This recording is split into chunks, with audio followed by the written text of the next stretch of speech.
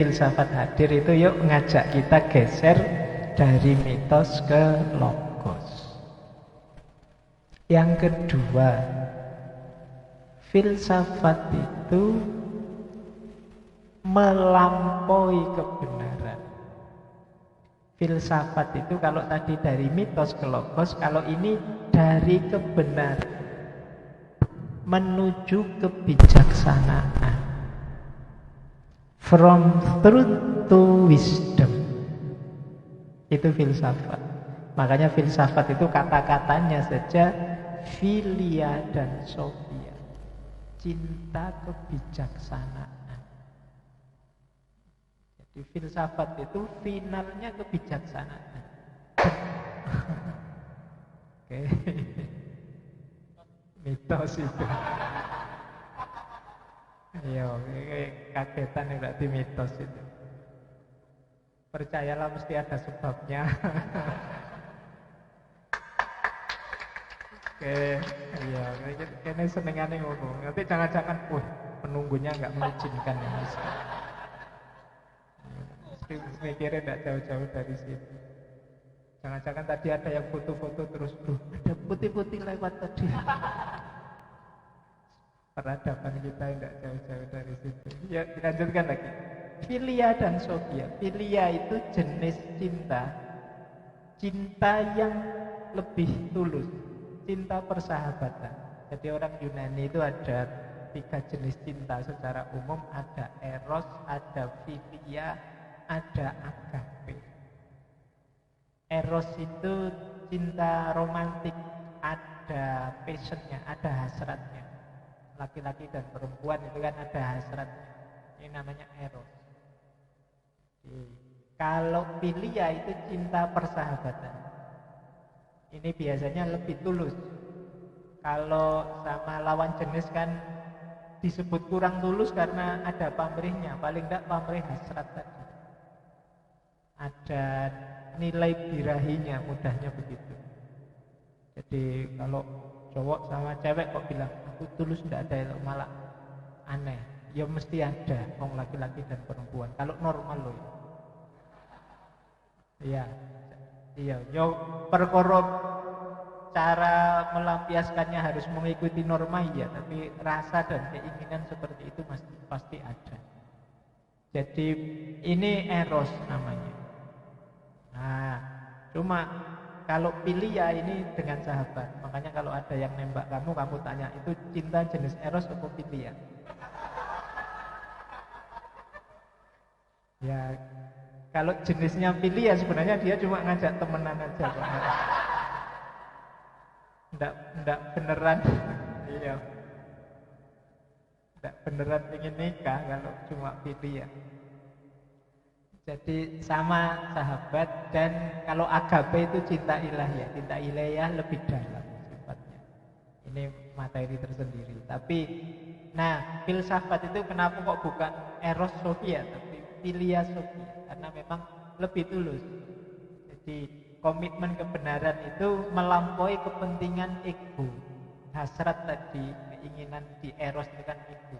Ingin seneng, ingin enak sendiri. Nah, sementara dia yang dicintai oleh filsafat itu philia tadi. Seneng yang lebih tulus, tidak ada pamrih apa-apa. Yang dicintai apa? Wisdom. Wisdom itu kebijaksanaan. Jadi kebijaksanaan itu bagaimana kebenaran kita jalankan, kita operasikan sesuai ruang, waktu, kebutuhan, dan situasinya. Ini namanya bijaksana. Jadi ada yang tanya ke saya, Pak, berarti filsafat itu sudah di luar kebenaran? Bukan di luar kebenaran, melampaui. Melampaui itu dia tidak berhenti sekedar pada kebenaran. Terminal terakhirnya bukan kebenaran, tapi kebijaksanaan. Berarti apa? Ya untuk bijaksana syaratnya benar dulu. Bukan kebijaksanaan versi mahasiswa yang komplit nilai loh ya. Kan biasanya ngono, mohon kebijaksanaannya lah Pak, saya kemarin. Itu dasarnya bukan kebenaran kalau gitu ya. Jadi kebijaksanaannya bukan itu. Jadi kebenaran yang diaplikasikan secara pas sesuai ruang waktu normanya. Ini namanya bijaksana. Banyak orang yang dia tidak salah sih benar, tapi tidak bijaksana. Apalah contohnya, misalnya kamu jenguk temanmu sakit, kenapa? Baru kena COVID. Terus kamu bilang, wah hati-hati temanku kemarin itu kayak gini meninggal misalnya. Loh ini kan yang diucapkan benar, memang temannya meninggal kena COVID, tapi disampaikan di temannya yang sedang berjuang untuk sembuh, tidak bijaksana. Jadi ngomongnya harus pas. Kalau tidak pas jadinya bisa blunder. Ngomong kebenaran tapi hasilnya sakit hati, kerusakan, kerusuhan dan lain sebagainya. Itu kenapa? Karena tidak bijaksana. Tidak selalu benar disampaikan apa adanya itu mesti cocok. Kadang-kadang cocok, kadang-kadang tidak cocok, kadang-kadang cocok tapi tidak relevan, kadang-kadang waktunya tidak pas, harusnya besok saja, harusnya nanti saja. Kadang-kadang bahkan harus agak kamuflase. Kalau kamu ditanya temanmu misalnya, aku agak gemukan ya sekarang, itu jawabnya susah tuh itu. Kamu mau berpegang pada kebenaran atau kebijaksanaan sekarang? Itu karena kalau dijawab kebenaran itu bisa urusannya panjang. Ya kalau kamu ditanya begitu ya kamu tanya balik aja. Ingin kebenaran apa kebijaksanaan? Nah, kalau kebijaksanaan jawabannya berbeda. Jadi filsafat itu from truth to wisdom. Dari kebenaran menuju kebijaksanaan. Benar saja belum cukup. Perlu bijaksana. Saya ada cerita menarik, tiba-tiba saya ingat ceritanya Konfusius. Konfusius ini punya murid yang jadi pejabat. Nah, muridnya yang pejabat ini satu ketika sidak ke pasar, kok yang tidaklah di pasar ada penjual dan pembeli yang gegeran. Kata penjual 9 kali 7 ya jumlahnya 31. Kata yang beli, sampean sekolah di mana? 9 kali 7 kok 31. Tidak, jumlahnya tidak 31. Nah, si muridnya yang pejabat ini bilang, bener 9 kali 7 salah kamu. Kok jumlahnya 31 itu. Wah, si penjual ini gengsi, yang sudah terlanjur ngomong 31. Dia ngotot, pokoknya mesti 31. Yes, kalau gitu gini sajalah, kamu kan muridnya Konfusius, orang paling pinter. Ayo kita tanya Konfusius saja, jawabannya mesti benar. Kita taruhan ya, kalau aku salah, potong leherku. Nah terus kalau kamu taruhanmu apa? Ya wis, aku pejabat. Kalau aku salah, jabatanku tak kasih kamu. Akhirnya ketemu Konfusius. Begitu ketemu Konfusius, diajukan masalahnya, kata gurunya, nak, 9 kali 7 itu yang benar memang 31 kok. Muridnya geleng-geleng, guruku kok jadi gini ya? Waras bener apa enggak ya? Yo karena gurunya bilang 31 tadi, yo sudah dipasrahkan pada gurunya, ya sudah. Dia kehilangan jabatannya. Begitu semua pulang, dia balik lagi ke gurunya. Wahai guru, apakah engkau sehat? Jawabnya Konfusius, yo aku ngerti bahwa penjual tadi salah, tapi coba kamu pikir, seandainya aku bilang 31 itu salah, ada nyawa yang hilang. Jadi biarlah aku ngomong yang benar itu, kapan-kapan bisa diluruskan lagi. Toh kamu hanya kehilangan jabatan. Nah, ini namanya kebijaksanaan. Ya daripada hilang nyawa tidak apa-apalah, 9 kali 7 31. Nah, dalam hidup kita akan sering ketemu momen seperti ini. Inilah maka filsafat itu love of wisdom. Cinta pada kebijaksanaan. Tentu saja titik bijaksana ini nanti bisa dijelaskan konteksnya, situasinya. Tidak asal. Tidak semua yang benar yang kita jalankan itu pas. Misalnya kamu sedang malas-malasan terus diinterogasi, kamu itu loh jadi mahasiswa kok males, tidak pernah kuliah dan sebagainya. Pak, saya itu sedang menerapkan ilmu tawakal, Pak. Jadi kan tawakal itu baik, Pak. Jadi saya ini tawakal, apapun yang diberikan Allah saya terima. Nanti kuliahmu gagal loh. Gagal ya berarti ketetapannya Allah, Pak. Loh, yang kamu omongkan ini kan benar semuanya. Tawakal itu kan baik, benar. Tapi untuk situasimu tidak cocok, tidak pas kamu makainya.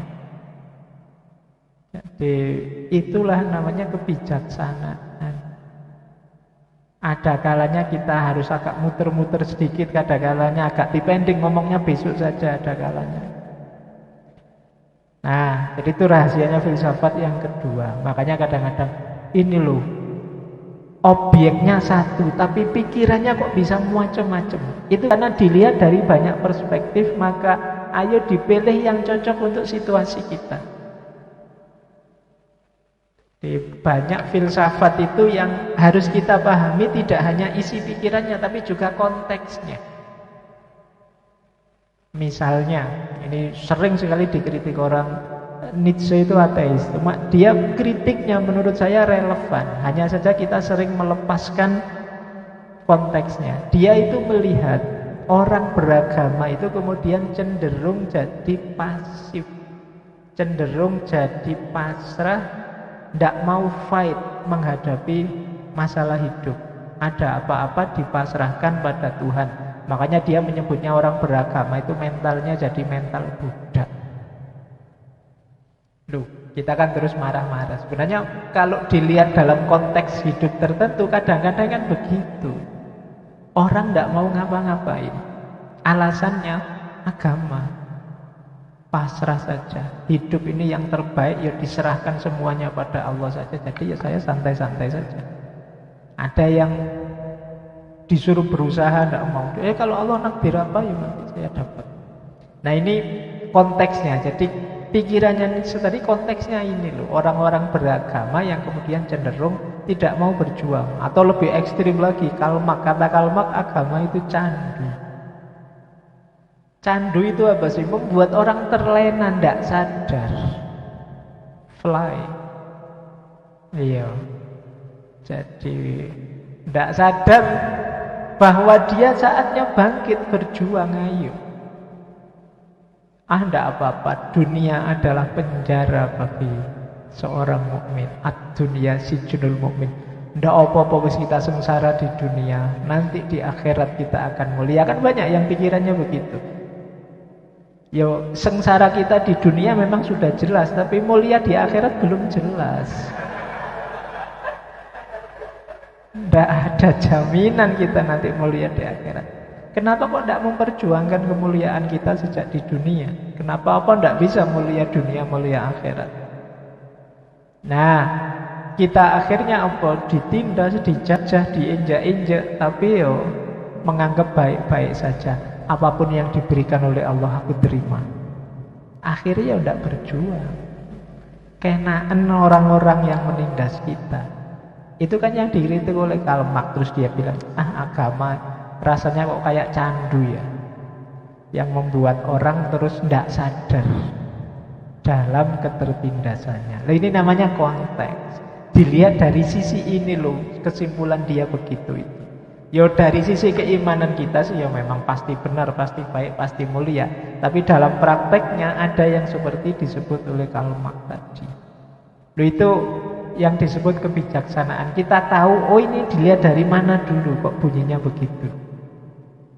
Nah ini versi kedua. Jadi filsafat itu penting karena dia membawa kita pada kebijaksanaan.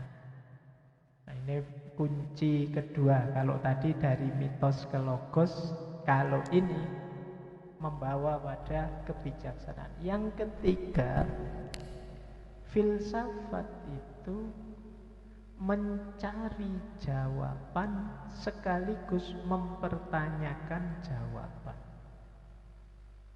Nah ini yang agak sulit ya. Enggak. Ini yang disebut menguji hidup itu kan begitu.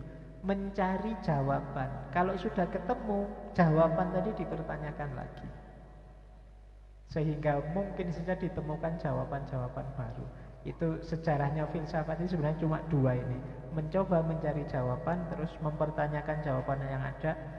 Setelah ketemu yang baru, dipertanyakan lagi, dipertanyakan lagi. Jadi kuncinya filosof itu ingin tahu dan bertanya. Silahkan teman-teman kalau ingin pinter, bertanyalah. Apa saja.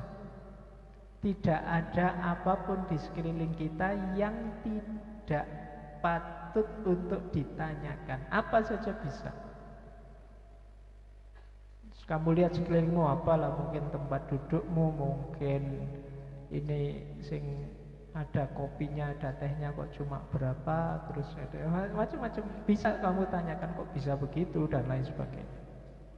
Jadi di sekeliling kita ini apapun bisa ditanyakan. Kenapa sih kajian malam hari ini kok ngambilnya malam minggu? Padahal malam minggu itu kan sudah biasanya jadwal untuk yang tidak belajar. Kalau yang belajar gini, mbok yo jangan malam minggu lah, hari aktif. Bisa kamu tanyakan. Jadi tidak ada yang normal-normal saja di sekeliling kita untuk tidak kita uji. Bahkan yang kita anggap sudah tahu pun coba, oh benar kita sudah tahu. Saya sering uji teman-teman di kelas itu misalnya, apa sih yang kamu tahu tentang kursi? Ayo coba definisikan kursi. Itu biasanya pontang-panting. Kursi itu Pak tempat duduk Pak. Apa semua tempat duduk kursi?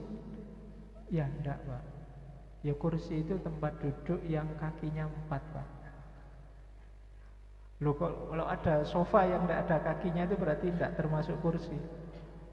Ya enggak juga Pak. Kursi itu enggak, kita itu seolah-olah merasa tahu, tapi apa ya benar kita tahu. Bantal itu apa? Ayo, biasanya jawabnya bantal itu Pak tempatnya kepala waktu kita tidur. Itu kan bisa digugat dua-duanya. Apa mesti bantal itu tempatnya kepala? Ayo. Kadang-kadang bantal itu tidak untuk kepala tapi untuk punggung. Misalnya bantal sofa. Atau sopir-sopir itu kadang bantal itu dilunggui, berarti bukan kepala kan? Tempat untuk. Jadi apa bantal mesti untuk tidur? Ya enggak juga. Definisi. Nah nanti setelah ini teman-teman pulang ning pose dewe-dewe coba gitu tanya, lampu adalah, buku adalah. Iya. Kok mestinya kamu suwengi ora turu kamu mendefinisikan itu. Jadi tapi latihan, ayo banyak hal kan yang kadang-kadang kita itu seolah-olah sudah ngerti. Tapi begitu dikejar beneran, apa ya, mesti begitu. Dan saya sering, apalagi mahasiswa-mahasiswa baru yang serodok kemenyek karena baru baca buku 1-2 itu, biasanya nek ngomong kan daki-daki. Eksistensi kita harus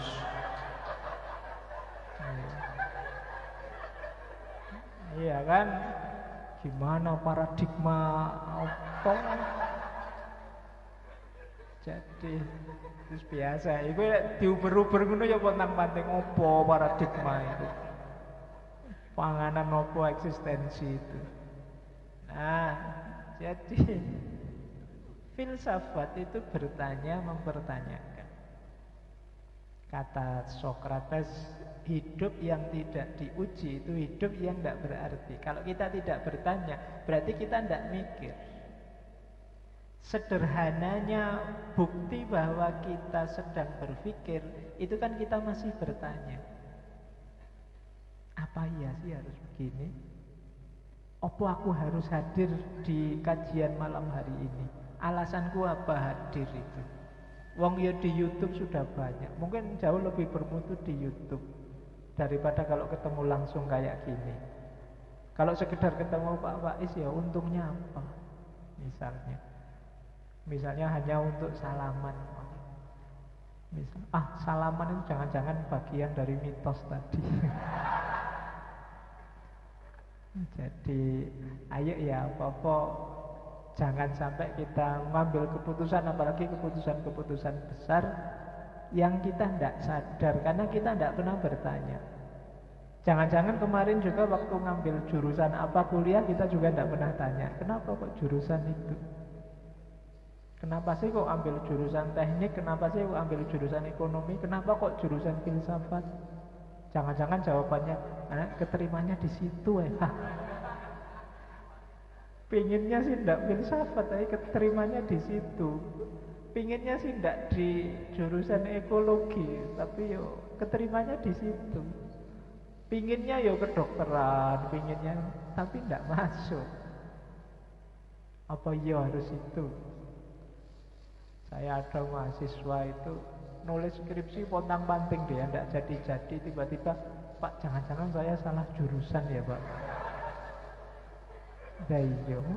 Iya wis kaset, wis tekan skripsi kayak sadar salah jurusan itu loh. Lah kemana aja kemarin? Lah kuliah mulai semester 1 sampai semester 8 ndak mikir belas kan, berarti baru sadar saya itu mungkin salah jurusan Pak. Ketika nulis skripsi ini pontang-panting.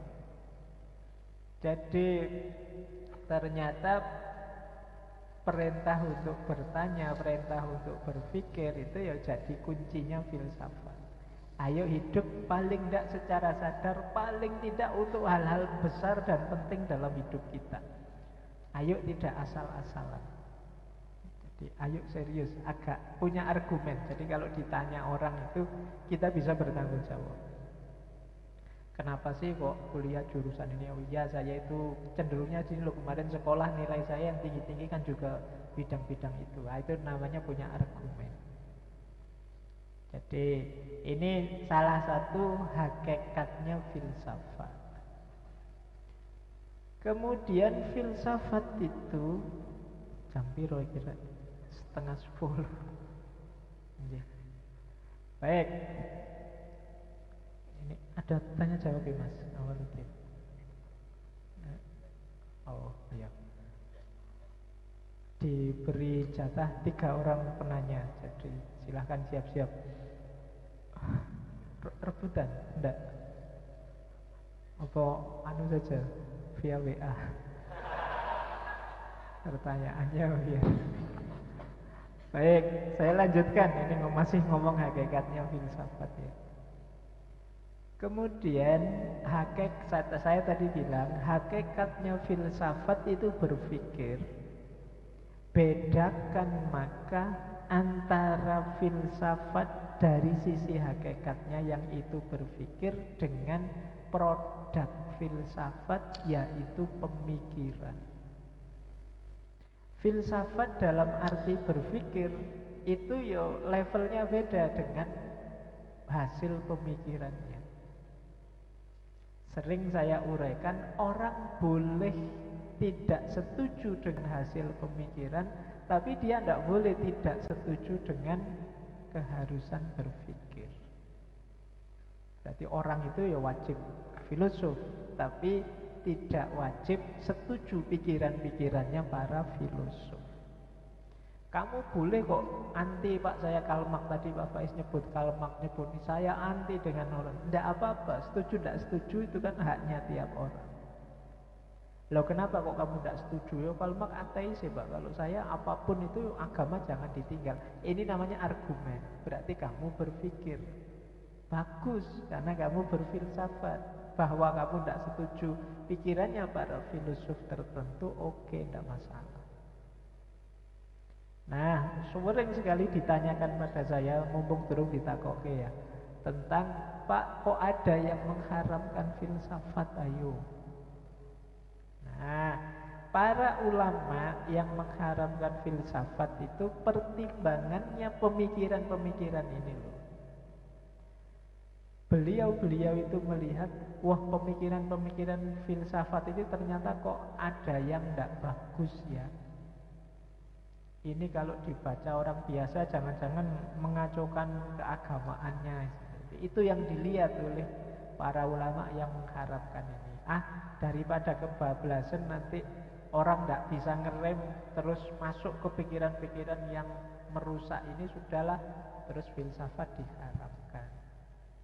Jadi cara berpikirnya beliau itu di situ.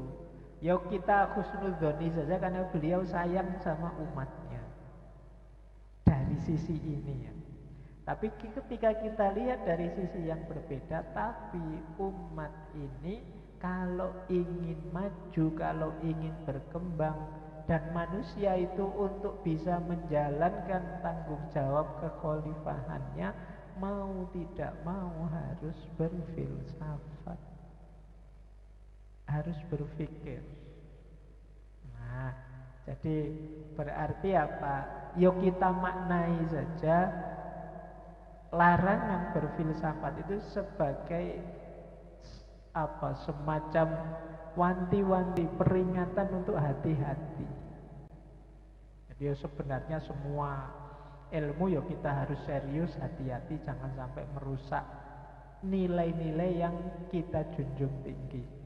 Jadi tidak masalah, sebenarnya tidak hanya semua ilmu juga begitu. Tapi kewajiban mengembangkan ilmu, kewajiban berpikir, kewajiban menjalankan amanat Allah yang sifatnya horizontal, yaitu khalifatullah fil ard, itu tidak mungkin kita tunaikan kalau kita tidak berpikir, kalau kita tidak berfilsafat. Jadi jawabannya itu berarti jangan dimarahi kalau ada orang, "Loh, filsafat kok diharamkan?" Kenapa? Oh, yang diharamkan itu pikiran-pikiran para filosof tertentu, tidak dalam arti berpikir. Bahkan yang sering sekali dikutip, misalnya Imam Syafi'i itu sebenarnya maksudnya bukan filsafat ini, yang beliau maksud ilmu kalam aliran tertentu. Yang itu memang ya, namanya ilmu kalam yang dibahas ketuhanan. Ketika kehilangan kendali, ya hasilnya agak merusak untuk agama. Dari perspektif ini, Imam Syafi'i sendiri sangat filosofis. Buktinya apa? Nulis usul fiqh itu kalau tidak sangat filosofis tidak bisa. Beliau kan bapaknya usul fikih. Dan ini sangat mantiki usul fikih itu. Oh, ayat ini berlaku umum meskipun sebabnya khusus. Ini kan ya logika yang main. Oh, ayat ini mafhum muwafaqahnya, mafhum mukhalafahnya, ini mantek, nalar berpikir ini. Tidak mungkin orang tidak pakai mantek, tidak pakai filsafat di titik ini. Jadi ini untuk meluruskan pemahaman kita ya. Maka sering saya pilah dua ini untuk memudahkan. Ada filsafat sebagai kewajiban kita berpikir, merenung, ada filsafat sebagai produk pemikiran. Baik, jadi sudah berapa tadi? Yang pertama mitos ke logos, yang kedua wisdom, yang ketiga bertanya, yang keempat alat dan produk. Itulah 4 hakikatnya filsafat. Biar teman-teman tidak salah paham. Jangan tanya definisinya filsafat apa ya, definisikan sendiri. Kayak kalau di kelas itu yang sering saya hindari adalah mendiktekan definisi. Mendiktekan definisi itu membuat mahasiswa tidak kreatif, paling terus dihafal gitu. Pahami saja bidangmu, terus bikin definisi sendiri sesuai pemahamanmu itu. Itu biasanya lebih dalam. Ya, meskipun ini jangan dipakai alasan ya, nanti ujian Raiso jawab, "Lu saya bikin definisi sendiri, Pak." Ini kan saya mahasiswa kreatif, Pak, jadi bikin definisi sendiri tidak sama dengan jawabannya Bapak. Masa harus sama? Itu jangan-jangan kamu dalilmu itu, atau jawabannya salah terus alasan dulu. Kok disalahkan sih, Pak?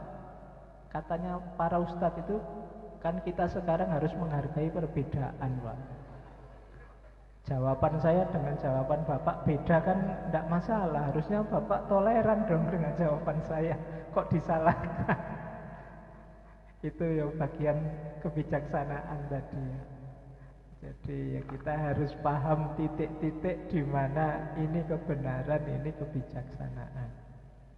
Baik, nah saya masuk ya itu tadi 4 hakikatnya filsafat.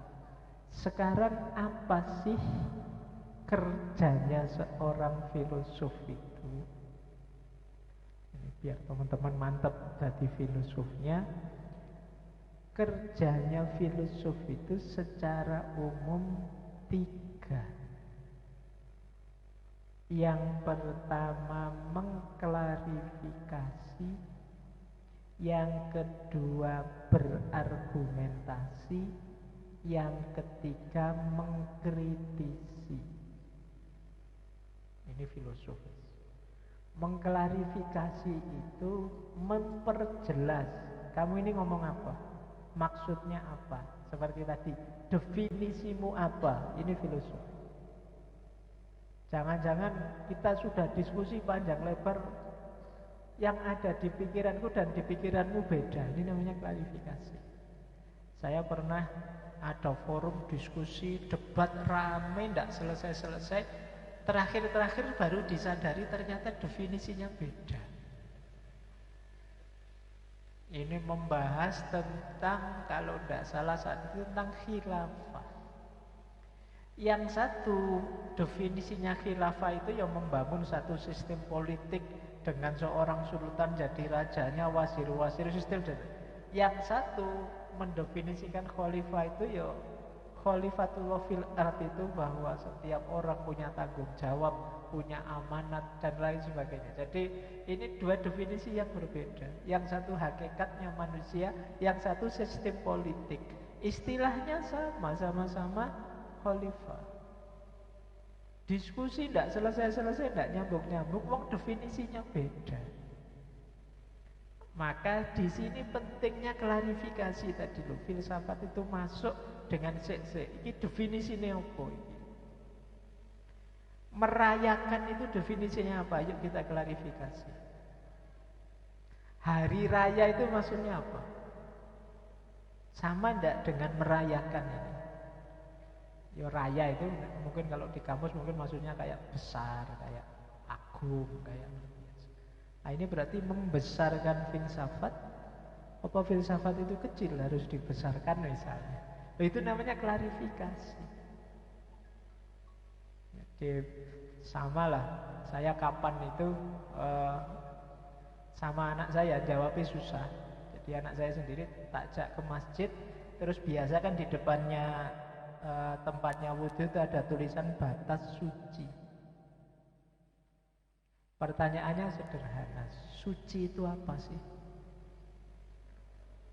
Ayo, apa suci itu sama dengan bersih? Apa suci itu sama dengan tidak ternoda? Apa suci itu? Kita tidak pernah berpikir. Batas suci itu di sini, jangan dilampaui. Kalau ada mahasiswi yang bilang aku masih suci loh, jangan ditanya batas sucinya di mana. Kok ada batas suci, kok adanya di masjid? Kok enggak? Atau pertanyaannya kalau diperluas, Al-Quran itu kalau di kita kan selalu disebut kitab suci. Yang suci apa Al-Quran itu? Apanya? Kertasnya kah, tulisannya kah, bunyinya kah, atau apanya? Nah, pernah enggak kita mikir sedalam itu? Mengklarifikasi.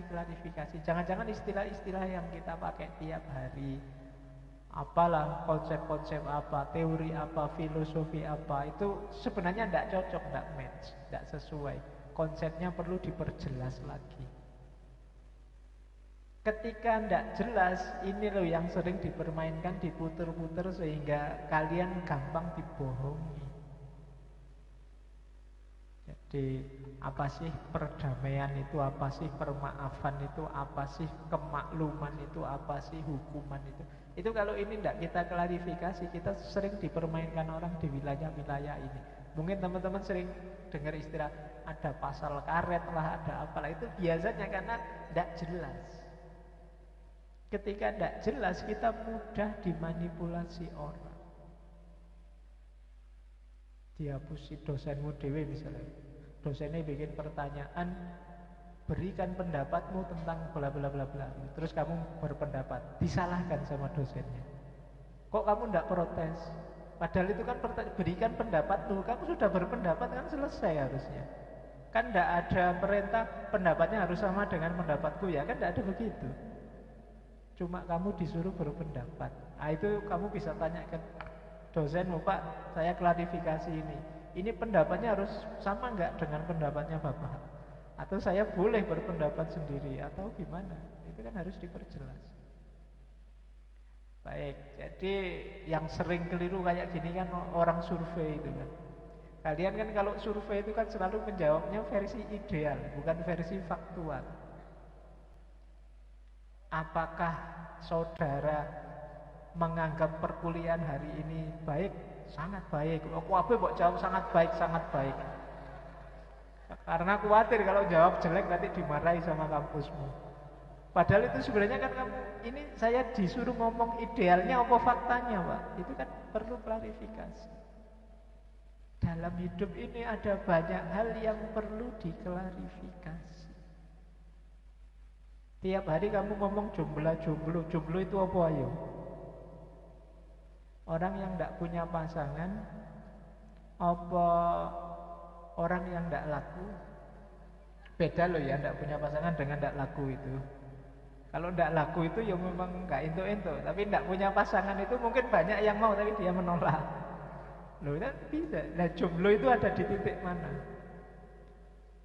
Atau dua-duanya sudah tidak laku, tidak punya pasangan. Tambah nemen. Oke, jadi banyak istilah, banyak konsep, banyak teori yang tiap hari kita pakai. Itu kita masih tidak jelas. Ini contoh saya sih simpel-simpel. Kalau di filsafat, barang-barang berat yang ditanyakan. Bahagia itu apa? Kamu tiap hari ngomong cinta-cinta itu apa cinta itu? Kamu tiap hari, apalah yang sering kamu sebut tiap hari, kepo itu apa? Apa bedanya ingin tahu dengan kepo? Kenapa kepo kamu anggap negatif, kalau ingin tahu kamu anggap positif? Bedanya di mana? Kamu pernah tidak mikir dalam klarifikasi? Ini tugasnya filsuf yang pertama. Jadi jangan ngomong, jangan komen, jangan ngobrol kalau belum jelas definisinya, maksudnya. Maka langkah pertama apa-apa itu klarifikasi. Meeting misalnya, pertemuan, klarifikasi. Ini rapat tentang apa ini? Ingin memutuskan apa, harus jelas. Jangan sampai rapat ngalor ngidul tidak jelas. Nanti keputusan rapat hari ini adalah kita rapat lagi minggu depan. Nah iya, sudah diskusi berjam-jam, akhirnya keputusannya rapat, kita rapat lagi ya. Lah ngapain tadi? Sudah capek-capek debat, hidupnya dari rapat ke rapat tidak selesai-selesai. Nah, ayo ya. Karena kenapa bisa begitu? Tidak diklarifikasi sejak awal. Ini rapat ini tujuannya apa? Kita sudah punya bahan, punya data belum untuk rapat kita ini? Kemudian itu kan jelas. Kadang-kadang rapat sudah ngomong hal itu, datanya mana? Tidak tahu, kira-kira saja. Itu situ bulat wis. Jadi, ya tugas pertama klarifikasi. Tugas kedua argumentasi. Argumentasi itu apapun yang kamu putuskan, apapun yang kamu ambil untuk jalan hidupmu, kamu harus punya argumennya. Punya argumen itu punya alasan, punya dasar rasionalnya. Ini hubungannya dengan hidup yang tidak asal-asalan tadi. Saya tahu Pak, kenapa saya milih ini? Ya karena saya punya dasarnya, punya argumennya.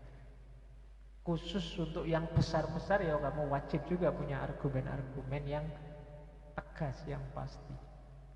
Jadi tidak boleh hanya ikut-ikutan, tidak boleh hanya follower saja. Kalau kita hanya follower ya jatuhnya masih di mitos tadi. Untuk hal-hal penting tidak boleh mitos. Kalau mitos ya berat, karena kita itu nanti akan bertanggung jawab sendiri. Kalau bahasanya Al-Quran, la taziru waziratun wizra ukhra. Jadi tidak ada orang bisa nanggung bebannya orang lain, kamu tanggung sendiri. Kan tidak enak Kalau kita sudah ikut orang lain ternyata masih terjerumus juga. Mending jalan sendiri terjerumus mantep, tapi sudah ikut orang kejeglong juga. Itu kan tidak enak, pahit. Jadi ya syukur kalau selamat. Kalau tidak selamat itu kan sakitnya double. Jadi Pak, apa tidak boleh Pak merujuk orang, mengikuti orang yang kita anggap ahlinya? Boleh sebagai referensi, tapi keputusan final harus dari kalian plus argumennya. Kenapa sih kok lebih mengikuti ulama ini bukan ulama itu? Ya, alasan saya ini loh. Kenapa sih kok lebih mengikuti organisasi ini, aliran ini? Ya, karena harus ada alasannya. Tidak karena yang lain ke utara, yang lain ke selatan. Kalau bahasanya filosof Jerman Heidegger, kalau teman-teman gayanya seperti ini, sebenarnya kita itu wujuduhu ka'adamihi. Kita itu ada tapi sebenarnya tidak ada. Kita tidak eksis. Jadi orang eksis itu ya inilah aku. Tapi kalau kita hanya ikut orang, mau bilang inilah aku kan berat. Kamu cuma ikut orang lain.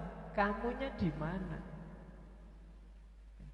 Hari ini kan kita A sampai Z kan niru.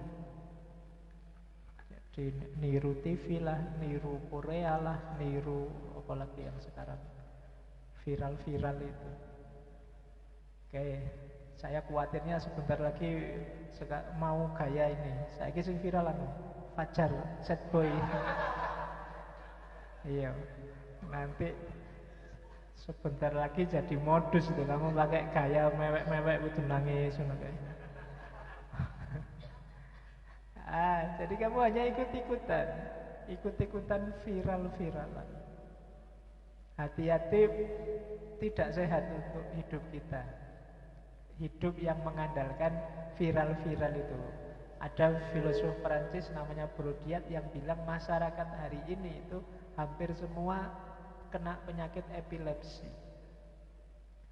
Epilepsi itu kan ketika kamu terserang tegang kayak orang kejang-kejang gitu. Kalau sembuh ya sudah selesai. Terserang lagi kita kejang-kejang lagi. Loh, hidup kita kan mirip begitu. Viral terus kita kaget ada berita, astagfirullah, kaget. Ada polisi bunuh polisi, ditangkap polisi, wah kita kaget.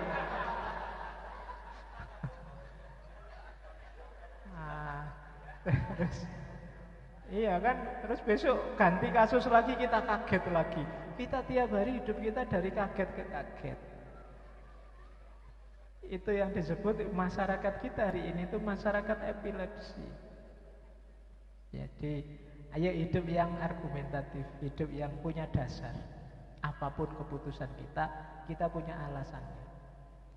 Yo yang besar-besar tentunya, yang kecil-kecil ya enggak harus, yang biasa-biasa misalnya. Kenapa kok saya langganan di warung ini? Wah, argumennya adalah kemantapan, enggak usah. Kenapa kok tehnya harus 1 sendok saja? Karena enggak usah, yang kecil, yang besar-besar. Jadi misalnya jodohmu, apa kuliahmu, apa kamu kerja di mana, apa keputusan-keputusan besar itu ya perlu argumen. Yang terakhir, ini yang paling berat, mengkritisi. Kalau sekedar berargumen mungkin mudah, kita semua bisa bikin alasan. Tapi apakah alasan itu benar? Mengkritisi harus masuk. Jadi kalau sekedar alasan, yo orang salah pun punya alasan. Wong Sambo saja juga bisa membela diri. Ya kan? Jadi salah-salah ya menungso ki iso golek alasan. Mungkin pernah saya ceritakan dulu, saya pernah pengalaman mahasiswa ketangkep nyontek. Ujian buka buku, konangan. Diinterogasi jawabannya sangat argumentatif. Dia bilang, "Pak, saya nyontek itu saya tahu saya salah, tapi ini dalam rangka birrul walidain, Pak."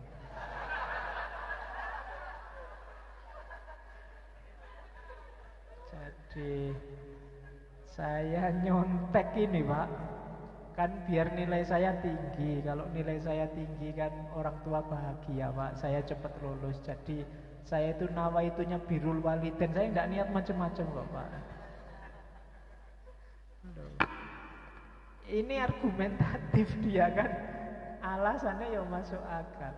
Tapi begitu masuk aspek ketiga tadi, kritisisme dikritisi apa ya pas. Apa orang tuamu bahagia nilaimu tinggi tapi dengan jalan curang? Cara berpikirnya ayo lebih luas lagi. Nah ini namanya mengkritisi. Jadi ada banyak argumen kita. Tadi kan yang awal klarifikasi. Jangan-jangan klarifikasinya tidak pas, tidak cocok, argumennya tidak sesuai. Karena kadang-kadang akal kita itu memang canggih. Tapi kalau bahasanya Imam Ghazali kan rajanya dalam diri kita itu hati, kecenderungan hati. Akal itu ikut saja, dia panglima yang paling hebat, tapi dia bukan penentu. Penentunya yang memutuskan hati. Makanya orang jelek pun dia bisa punya banyak argumen, banyak alasan untuk mendukung kejelekannya. Jadi ono wae pokoknya alasannya. Nah, ya apalagi orang baik.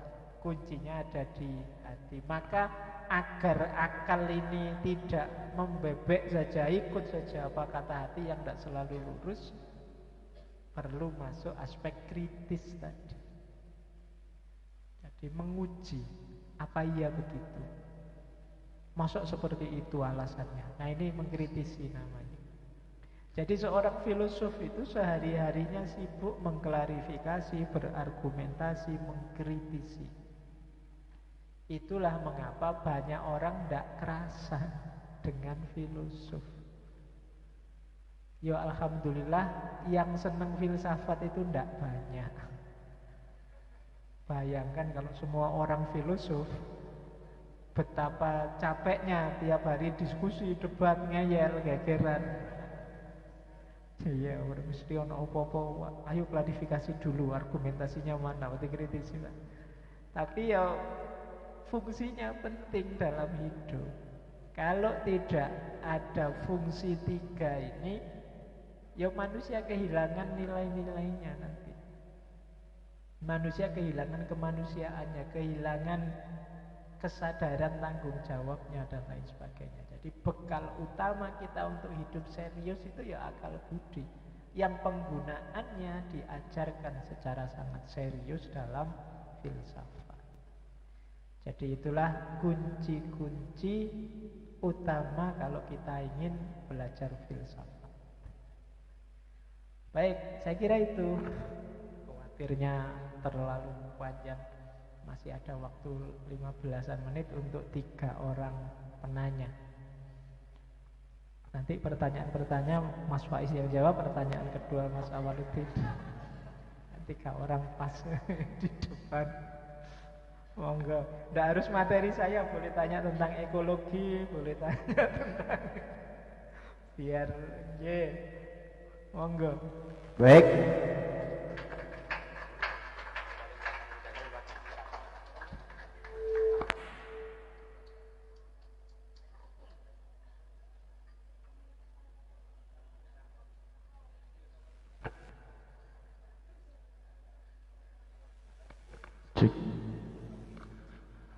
Baik, Assalamualaikum warahmatullahi wabarakatuh.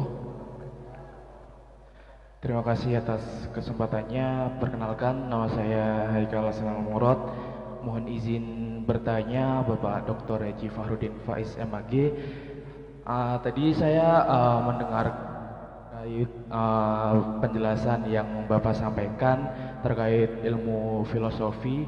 Tadi juga menyinggung terkait ilmu mantik juga. Nah, saya pernah mendengar bahwa filsafat atau mantik itu tadi berkaitan atau sering disandingkan dengan ilmu kalam, atau kalau saya tidak salah dengar itu terdapat 3 pembagian, yakni badi, bayan, dan ma'ani. Nah, yang ingin saya tanyakan, apakah ada korelasi terkait ilmu filosofi atau mantik tadi dengan ilmu badi, bayan, ma'ani tadi? Kemudian pertanyaan kedua, bagaimana implementasi atau penerapan dari ketiganya di dalam ilmu filosofi? Mungkin sekian, terima kasih banyak. Wassalamualaikum warahmatullahi wabarakatuh.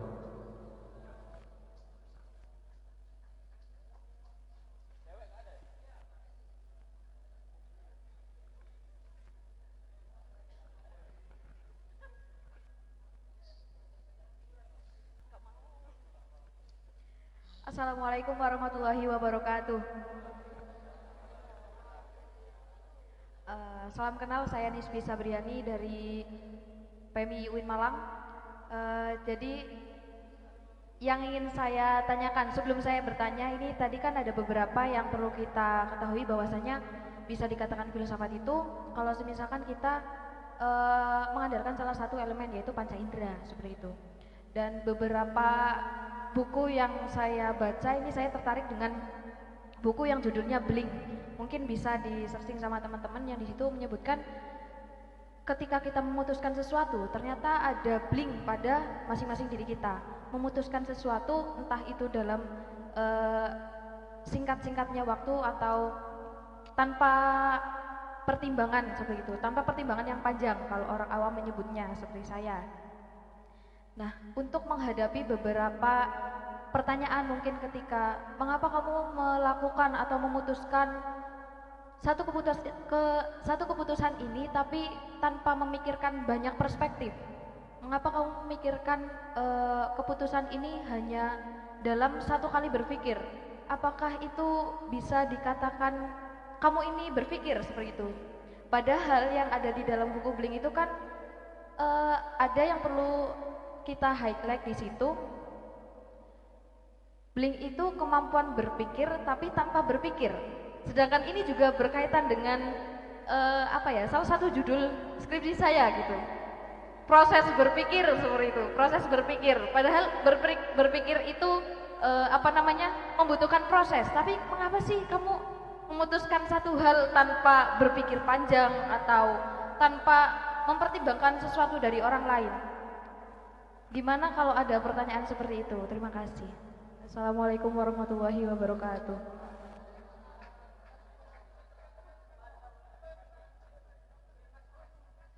Baik, terima kasih. Mohon maaf sebelumnya, dari tengah udah ada, dari sini juga sudah ada. Bagaimana dengan di sana? Nah, agar adil ya Mas ya.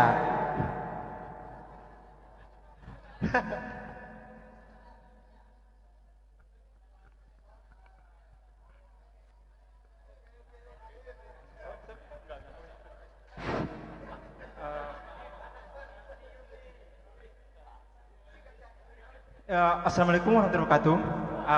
Terima kasih juga kepada moderator yang sangat luar biasa dan gagah. Tanpa pula saya terima kasih kepada Bapak Dr. Hamdus Haji Farudin Faiz MAG atas pemaparan pematerinya sangat luar biasa bagi saya. Atau teman-teman tidak tahu, tapi bagi saya itu sangat luar biasa. Apalagi merayakan filsafat itu. Jadi saya mulai dari kutip menurut Nur Khalid Maji atau Cak Nur sendiri. Sebelum itu, tadi yang disampaikan oleh Bapak itu terkait tentang filsafat itu adalah bertanya sampai menemukan jawaban atau menemukan titik kebenaran itu sendiri. Namun lagi-lagi bahwa dalam menurut Cak Nur bahwa manusia mempunyai akal terbatas, akal dan pikiran manusia itu mempunyai terbatas. Meskipun dia menemukan kebenaran, itu kebenaran relatif ataukah hanif. Artinya apa? Bahwa manusia menemukan kebenaran yang mutlak atas dasar petunjuk dari wahyu atau nabi. Jadi yang ingin saya pertanyakan terkait tentang bagaimana berpikir, bagaimana orang-orang menemukan Tuhan secara filsafat, atau bagaimana berpikir secara filsafat sampai menemukan titik kebenaran yang mutlak, yaitu Tuhan itu sendiri. Itu saja. Assalamualaikum warahmatullahi wabarakatuh.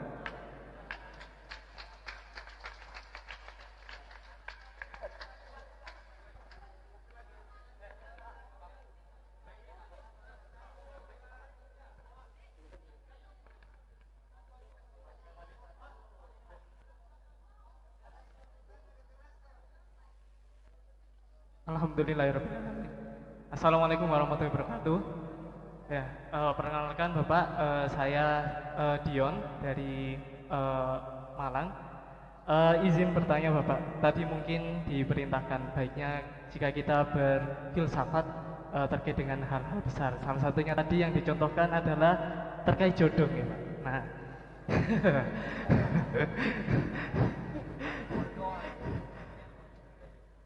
nah ini mungkin saya izin bertanya Pak, jika kita memang filsuf untuk diri kita sendiri, mungkin memang ada beberapa langkah yang perlu kita lakukan terkait dengan klarifikasi, argumentasi, dan mengkritisi. Ketika kita menanyakan terkait jodoh, sebenarnya saya ini melihat perlu untuk mengklarifikasi atau mencari definisi operasional dulu terkait dengan apa yang sebenarnya disebut itu jodoh. Jika pacaran itu adalah salah satu cara untuk mencari calon jodoh, ini pun dari saya sendiri masih bertanya-tanya apakah benar. Dari saya sendiri mungkin memakai konsep yang mungkin lebih dikenal dari teman-teman, proses perkenalan, yaitu ta'aruf. Nah, tapi di sini masih banyak sekali Bapak terkait dengan tahap-tahapnya. Mungkin juga ada proses istikharah di mana kita juga mencari jawaban. Nah, yang saya tanyakan ketika sebuah cinta tadi dari Sofia itu sendiri itu adalah sesuatu yang datang dari kolbu ataupun alat indera karena kenikmatan yang kita dapatkan dari sana. Lantas di titik manakah kita mendapatkan sebuah jawaban atau bisa mengkritisi apakah proses yang kita jalani ini benar dan apakah apa yang sudah kita tentukan ini adalah kebenaran, di mana tadi Bapak memberikan saran bahwasanya kerentek hati, mungkin seperti itu, dari kerentek hati. Nah, dari hati ini yang seperti apa Bapak yang mungkin bisa dijelaskan dari sektor filosof? Terima kasih. Monggo Pak, langsung aja. Oke, baik. Ini ada 4 penanya. Ini pertanyaannya antep-antep semua. Satu pertanyaan bisa satu sesi sendiri ini. Pertanyaan pertama tentang filsafat dan kalam. Pertanyaan kedua tentang bling, itu sak buku, itu satu sesi tidak cukup. Kemudian pertanyaan ketiga, keterbatasan akal menemukan Tuhan, itu filsafat ketuhanan. Yang terakhir lebih berat lagi tentang proses jodoh. Ini, iya. Oke ya, baik. Yo, tak jawab senyampe-nyampenya. Mungkin mancing saja. Setelah ini teman-teman coba dikejar nanti di buku-buku, di kitab-kitab, atau dibikin forum-forum lanjutan untuk memperdalam wawasan-wawasan yang malam hari ini sempat muncul. Yang pertama tentang kalam dan filsafat. Jadi di banyak referensi disebut baik kalam, ilmu kalam maupun filsafat ini dua bidang yang berusaha menemukan kebenaran. Seandainya diasumsikan kebenaran itu sesuatu yang satu, hanya saja pendekatannya beda-beda, ya sebenarnya baik filsafat maupun kalam ini sebenarnya nanti ketemunya mesti di satu titik yang sama. Kemudian kalau filsafat ini bedanya berawal dari eksplorasi akal budi. Jadi ikroknya itu membaca alam semesta. Jadi awalnya itu ikrok, itu kalau filsafat. Kalau kalau ilmu kalam awalnya adalah tilawah, awalnya teks nas. Jadi kalam itu diawali dari keimanan pada teks, pada nas. Kalau filsafat diawali dari pembacaan-pembacaan, eksplorasi-eksplorasi, penelitian-penelitian. Kalau pakai bahasa agama tadi ya, kalau filsafat itu modenya adalah iqra, diawali dari iqra. Kalau ilmu kalam itu diawali dari tilawah. Makanya ada tadi istilah ilmu-ilmu yang berhubungan dengan batik, ma'ani, arut, bayan dan lain sebagainya. Ini ilmu-ilmu yang berhubungan dengan teks, dengan nas. Adanya di ilmu kalam. Karena memang diimani, dipercaya sumbernya keberagamaan itu dari nas. Nah, baik filsafat maupun ilmu kalam itu dua-duanya menggunakan ilmu mantek. Ilmu mantek itu logika. Jadi menggunakan akal budi. Ya kalau tidak pakai akal, ya sulit. Memahami Al-Quran juga kan kita perlu kapasitas akal. Jadi makanya kalau ada orang tanya, Pak, mana lebih dulu, akal atau wahyu? Ya dua-duanya harus hadir. Kalau akal tidak hadir, wahyu tidak bisa bunyi, tidak bisa ketemu maknanya. Kalau wahyunya tidak hadir, ya akal nanti ngarang, tidak ada kendalinya. Jadi tidak ada yang lebih tinggi, dua-duanya penting. Allah itu memberi petunjuk sekaligus alat bacanya. Nah, alatnya itu ya akal. Petunjuknya, ayatnya itu ada yang tertulis, ada yang tergelar.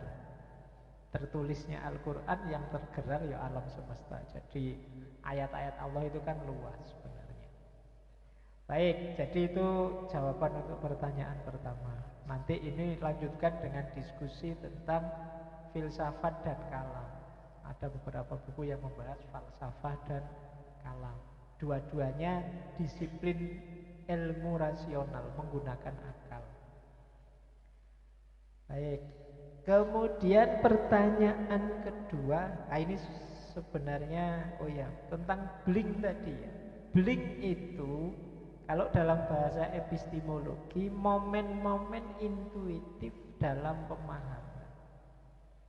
Momen intuitif itu momen yang di luar kendali kita. Tiba-tiba muncul dan tiba-tiba hadir.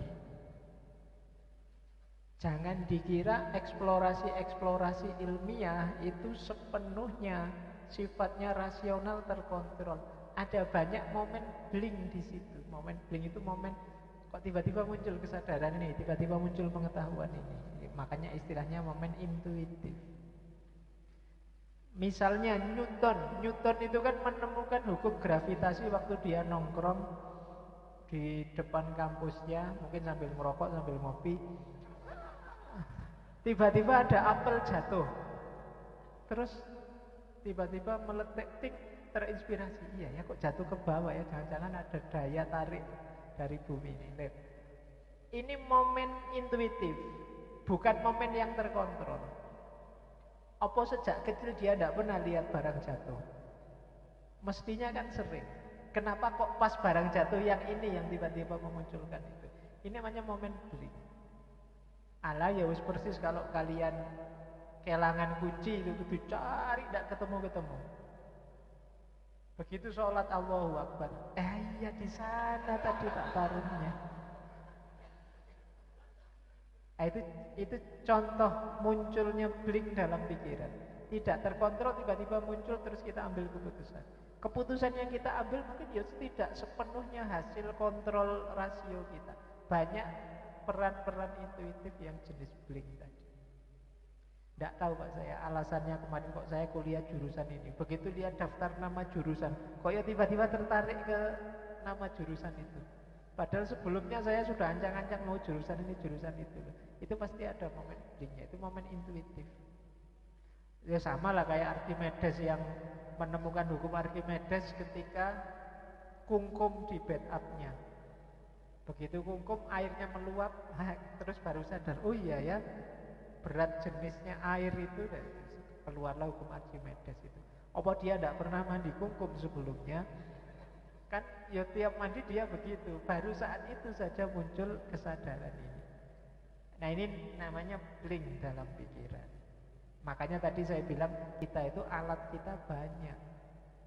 Tidak hanya akal dan panca indera.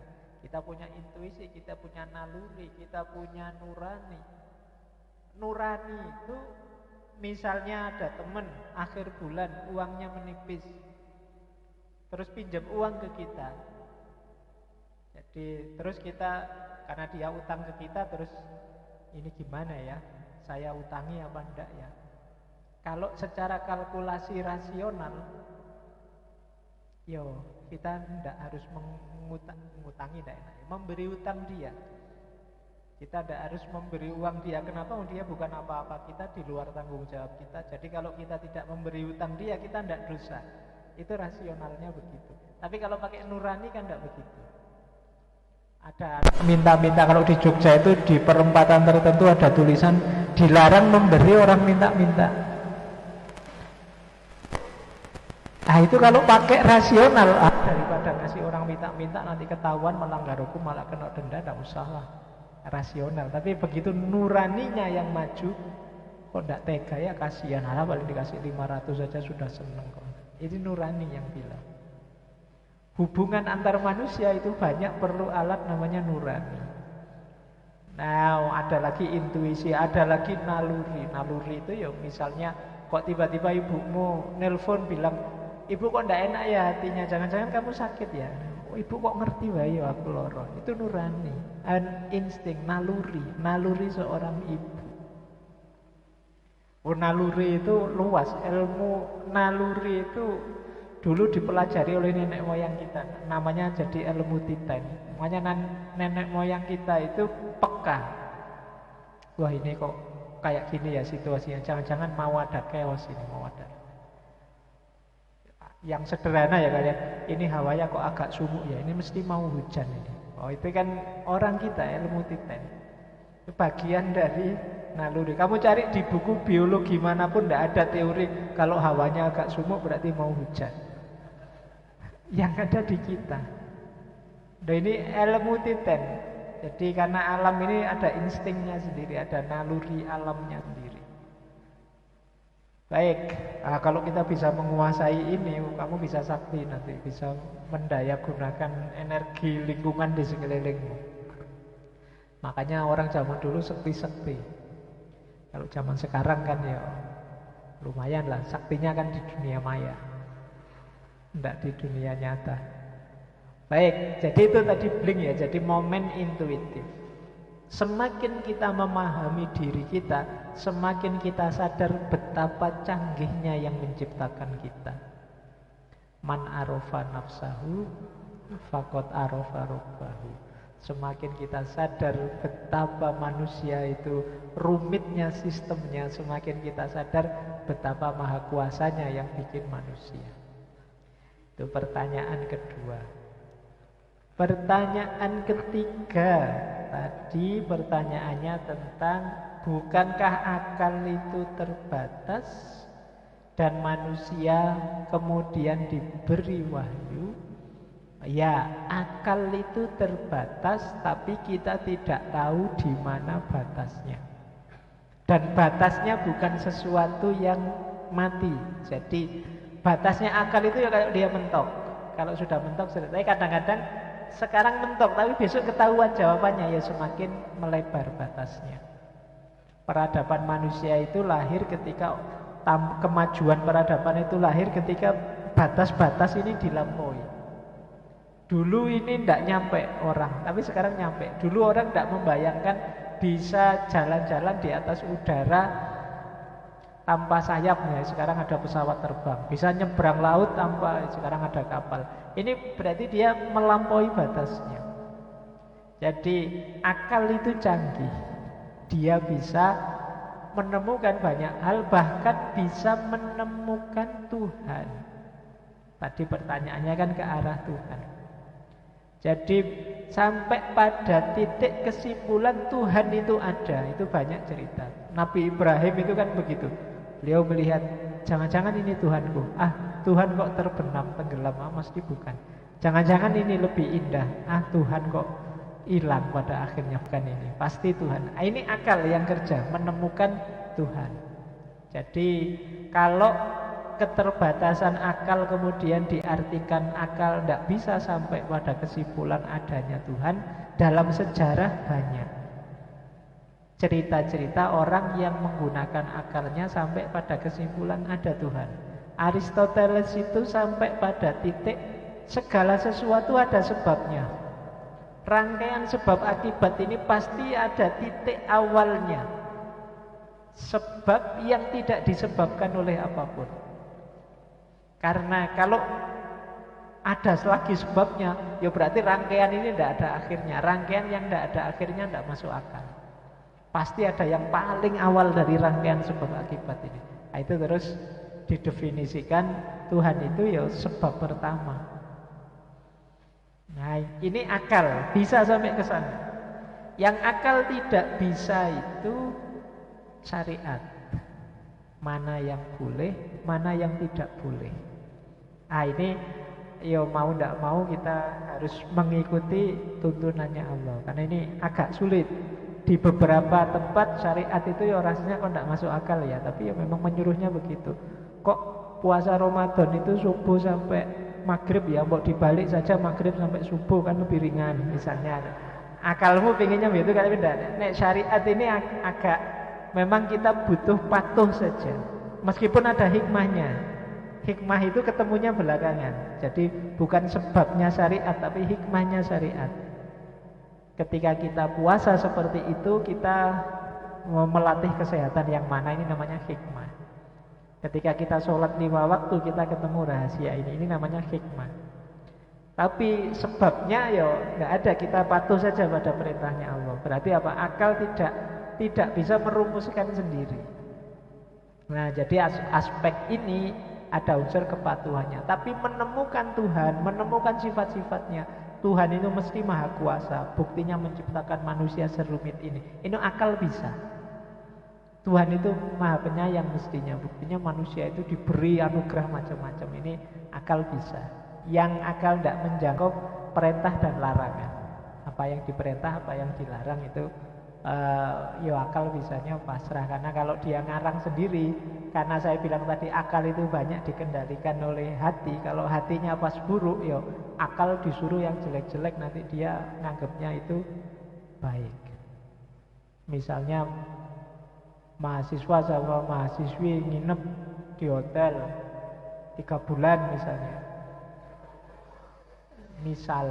ya siapa ngerti kos-kosannya dipugar, terus nyari tempat sementara, terus dia bilang, loh kok orang-orang usil sendiri sih, wong ya saya ngejak pacar-pacarku dewe, kemudian tidak menyakiti siapapun, kita suka sama suka, kok yang lain usil loh, Pak dunia iri. Nah misalnya, jadi akal yang menjustifikasi seperti itu sulit. Kalau akal untuk yang diperintah dan yang dilarang kita perlu tuntunan. Tapi untuk sampai pada titik Allah itu ada, akal bisa. Bahwa ada Tuhan. Sampai pada titik bahwa kita harus patuh pada yang maha kuasa ini, akal mampu. Tapi nanti terakhir yang dipatuhi apa saja, ya kita harus merujuk pada kitab suci. Nah ini cara berpikirnya seperti itu. Untuk memahami peran akal yang hubungannya dengan ranah agama. Dan untuk semuanya dalam agama, akal bisa menemukan namanya hikmahnya. Hikmah itu rahasia-rahasia rasionalnya dari ajaran agama. Baik, terakhir ini yang agak berat nih, tentang jodoh. Jadi begini, biasanya ditanyakan ke saya, Pak, jodoh itu sudah ditetapkan enggak oleh Allah? Dari sisi Allah ya. Dari sisi Allah loh ya. Loh iya. Ya seperti rezeki itu kan sudah ditetapkan dari sisi Allah. Tapi dari sisi kita tidak tahu rezeki kita di mana, apa, berapa. Jodoh juga begitu. Berarti meskipun jodoh itu sudah ditetapkan, ya kita harus ikhtiar. Meskipun rezeki itu sudah ada jatahnya dibagi, kan kita tetap harus kerja. Dari sisi Allah memang sudah terbagi jelas tegas, tapi kan itu Allah yang tahu. Tugas kita ya berikhtiar. Maka jangan alasan, Pak saya pasrah sajalah nanti ketemu siapa jodoh, kan sudah ada. Ya diikhtiari. Boleh kok kamu bikin standar, Pak saya nyari jodoh yang ini boleh, enggak apa-apa. Saya pengen yang tinggi, yang putih, yang mulus. Kan biasanya begitu. Iya. Oke, rancangan-rancangan seperti ini boleh, itu bagian dari ikhtiar. Ya meskipun nanti tetap dapatnya siapa, yaitu jodohnya yang ditakdir oleh Allah. Dan belakangan ada teori jodoh itu ada durasinya. Nah, ya enggak tahu durasinya berapa lama, mungkin sampai meninggal atau sampai tergiur pelakor atau sampai ya itu kan namanya durasinya, ada durasinya. Jadi tapi ya Allah pasti menentukan. Berarti apa? Boleh kok berikhtiar milih yang cocok, milih yang sesuai. Termasuk tadi dengan jalan apa, istikharah kah, ta'aruf kah? Ya ta'aruf itu kan penghalusanmu, jane ya pacaran.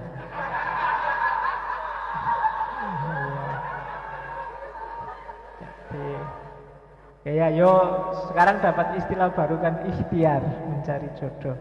Enggak apa-apa wis.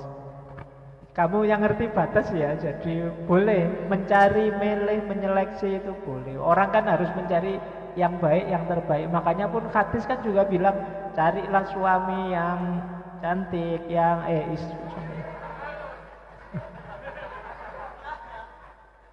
Oke, cari istri karena wajahnya, karena hartanya, karena turunannya, karena agamanya.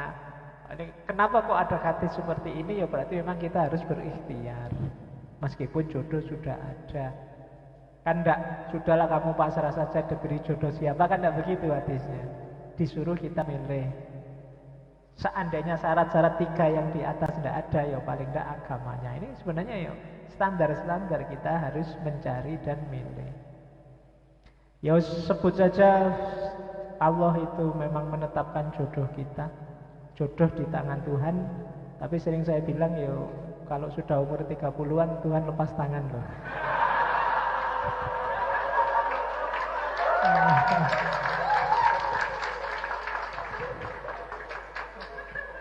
Baik. Iya.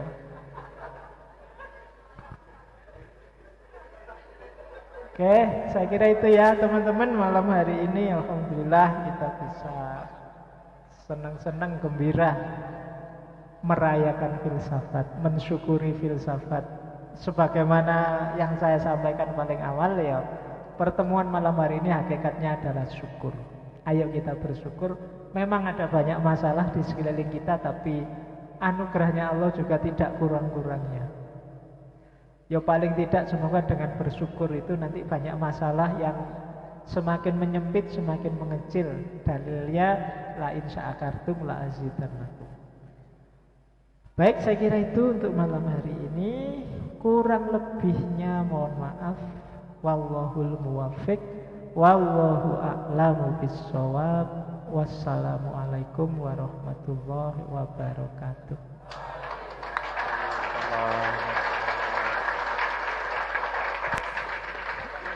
Terima kasih banyak kita ucapkan kepada Bapak Dr. Haji Fahrudin Faiz MAG yang telah memberikan ilmu yang begitu banyak kepada kita semua. Selanjutnya pengumuman pemenang serta pemberian hadiah kepada pemenang lomba poster Sibiren. Juara 3 diraih oleh Masal. Ini username IG-nya ya. Juara 2 NA Tahirin dan juara 1 Bara Rahman 29. Kepada nama yang terpanggil diharapkan menuju ke depan. Kemudian atas nama Mas Firman dari Pesma Al-Hikam, katanya mau memberikan cindera mata kepada si Biren. Dipersilakan juga untuk maju. Silakan kepada Mas Tahirin dan Mas Halo.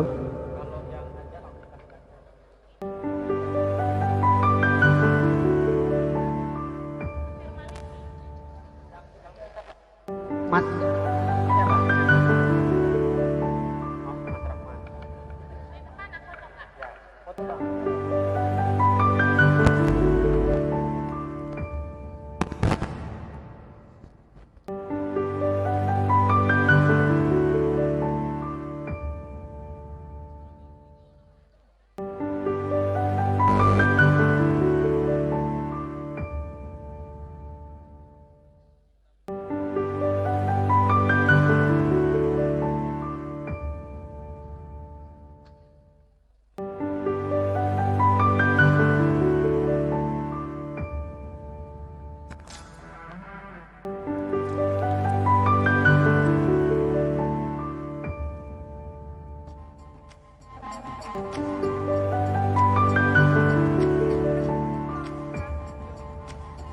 Cek. Tepuk tangan untuk pemenang lomba poster. Hadiahnya disponsori oleh ABH. Selanjutnya penyerahan cindera mata kepada pemenang, dipersilahkan duduk.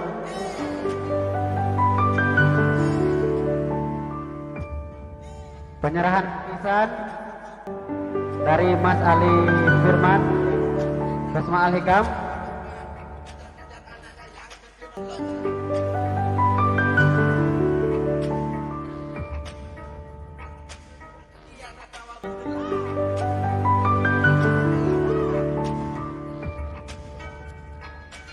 Demikianlah rangkaian acara kita pada malam hari yang berbahagia ini. Terima kasih banyak kami ucapkan kepada seluruh peserta sukses tahun 2023. Mohon maaf atas kesalahan dan ketidaknyamanannya.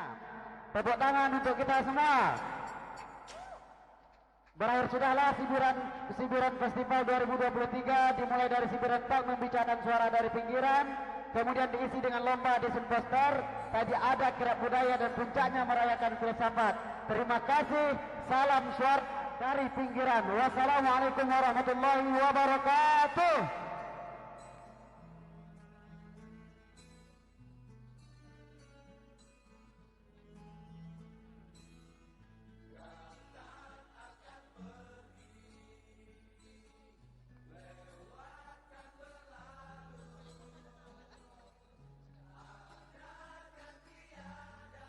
Yang mau tanda tangan buku oleh bapak kita mohon tertib ya. Nanti jangan banyak-banyak di panggungnya, nanti runtuh.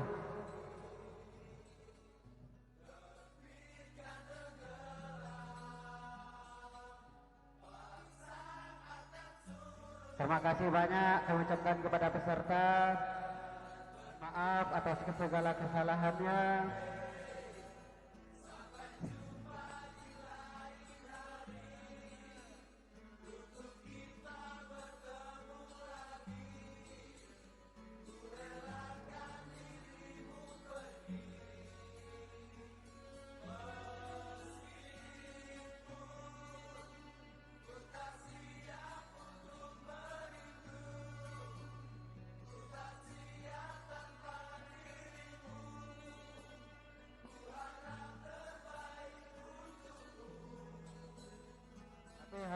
HP siapa yang jatuh dari sakunya di atas panggung?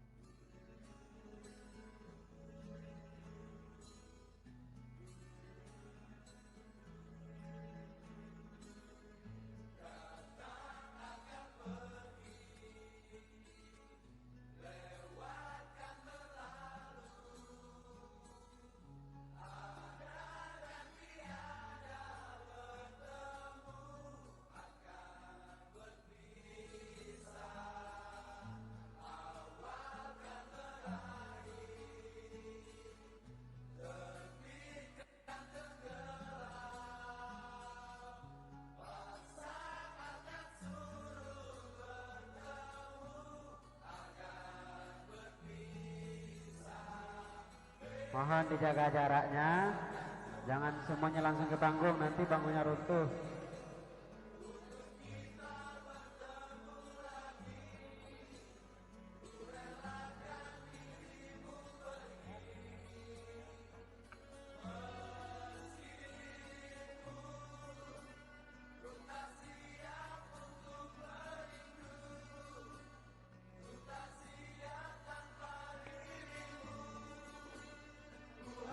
jaga jaraknya ya.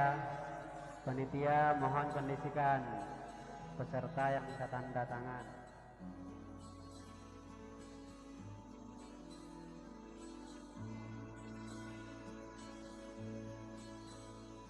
Sabar, sabar, ini ujian.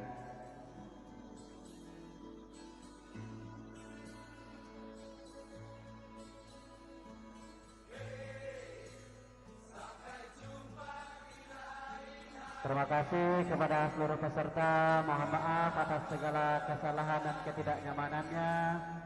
Jangan bosan-bosan untuk menghadiri acara dan juga mengunjungi